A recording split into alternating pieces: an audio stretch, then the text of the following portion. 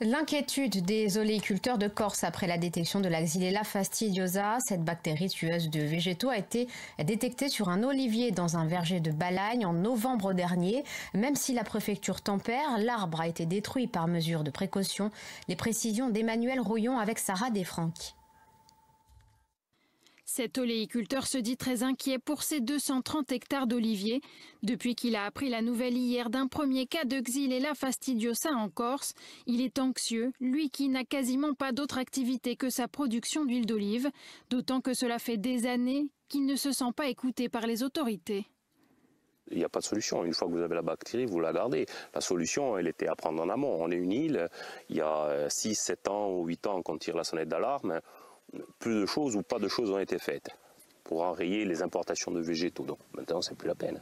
Tout commence à la fin du mois de novembre dans un verger de Balagne. Le propriétaire de la parcelle reçoit cette lettre que nous lit la présidente du syndicat des oléiculteurs. Un courrier signé de la préfecture qui imposait aux producteurs concernés de faire couper son arbre malade, sinon. 6 mois d'emprisonnement et 150 000 € d'amende. Bon, c'est un peu violent. À l'époque, le syndicat des oléiculteurs n'est pas informé de l'incident. Sa présidente ne l'apprendra que 2 mois plus tard.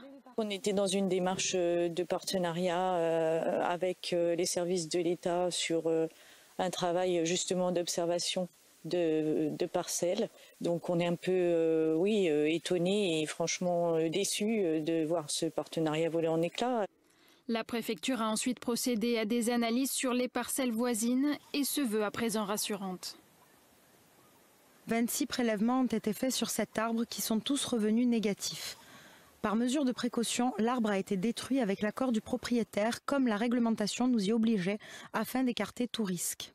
Un arbre détruit pour certes écarter les risques selon la préfecture, mais impossible donc de retrouver la source de la maladie selon les agriculteurs. Le problème reste entier.